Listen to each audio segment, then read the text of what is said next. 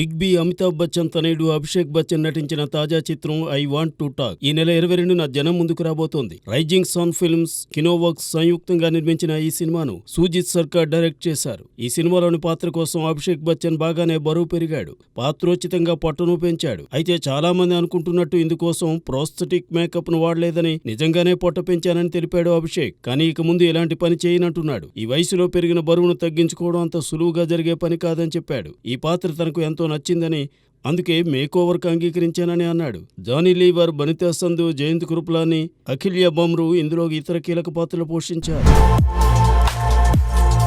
Star director Shankar కూతురు అదితి శంకర్ ఇప్పటికే తమిళంలో 2-3 సినిమాల్లో నటించింది. అయితే ఇప్పుడు ఈ అందాల ముద్దుగుమ్మ తెలుగు సినిమా రంగంలోకి అడుగు పెడుతోంది. బెల్లంకొండ సాయి శ్రీనివాస్, నారా రోహిత్, మంచు మనోజ్ కీలక పాత్రలు పోషిస్తున్న భైరవం మూవీలో అదితి నటిస్తోంది. ఈ సినిమాను విజయ్ కనకమేడల దర్శకత్వంలో కె రాధామోహన్ నిర్మిస్తున్నారు. పెన్ స్టూడియోస్ డాక్టర్ జయంతిలాల్ గడ దీనిని ప్రెజెంట్ చేస్తున్నారు. ఇందులో బెల్లంకొండ సాయి శ్రీనివాస్ సరసన హీరోయిన్ గా అదితి శంకర్ యాక్ట్ చేస్తోంది. ఆమె ఫస్ట్ లుక్ పోస్టర్ ను మేకర్స్ రిలీజ్ చేశారు. అల్లరి పిల్ల వెన్నెలగా అదితి రస్టిక్ అవతార్లో వాణి కట్టుకుని సైకిల్ నడుపుతూ ఈ పోస్టర్లో ఉంది. శ్రీచరణ్ పాకాల ఈ సినిమాకు సంగీతం అందిస్తున్నాడు. ఇప్పటికే కార్తీ మూవీతో పాటు శివకార్తికేయన్ మావీరంలోనూ అదితి శంకర్ నటించింది.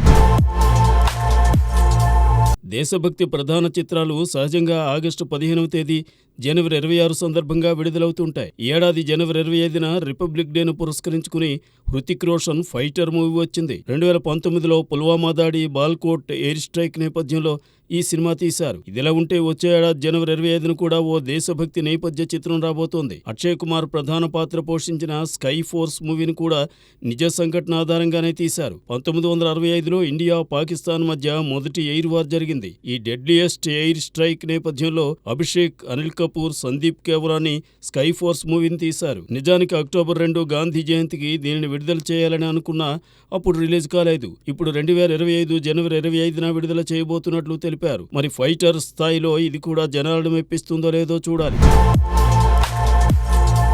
Icon star Allu Arjun Pushpa 2 movie December 5న విడుదల కాబోతోంది. సమయాభావం కారణంగా దేవిశ్రీ ప్రసాద్తో పాటు ఈ సినిమాకు మేకర్స్ తమన్తోనూ, అజనీష్ లోక్నాథ్తోనూ రీరికార్డ్ చేయిస్తున్నారని వార్తలు వచ్చాయి. అయితే దీనికి సంబంధించిన అధికారిక ప్రకటనేదీ రాలేదు. తాజాగా తమన్ ఈ విషయమై పెదవి విప్పారు. కేవలం 15 రోజుల్లో పుష్ప 2 లాంటి సినిమాకు రీరికార్డింగ్ ఇవ్వడం కుదరదని, అందుకే తాను కేవలం కొంత పోర్షన్ మేరకే నేపథ్య సంగీతం సమకూర్చుతున్నానని తమన్ తెలిపాడు. అయితే అవి ఏ పార్ట్స్ అనేవి మాత్రం తమన్ రివీల్ చేయలేదు. మొత్తం మీద పుష్ప 2కు దేవిశ్రీ ప్రసాద్ కాకుండా వేరే సంగీత దర్శకులు పనిచేస్తున్నారనేది ఖాయం. విజయ్ దేవరకొండకు మ్యూజిక్ ఆల్బంలో నటించడం కొత్తేమీ కాదు. గతంలోనూ ఈ రౌడీ బాయ్ నీ వెనుకాలే నడిచనే మ్యూజిక్ ఆల్బం చేశాడు. ఇప్పుడు తాజాగా ప్రముఖ సింగర్ జస్టిన్ రాయల్ కోరిక మేరకు సాహిబాలో నటించాడు. హీరియో ఆల్బంతో కోట్లాది మంది హృదయాలను గెలుచుకుంది జస్టిన్ రాయల్. సుధాం సుసరియా డైరెక్ట్ చేసిన ఈ మ్యూజిక్ ఆల్బంలో దేవరకొండతో పాటు రాధికా మదన్ నటించింది.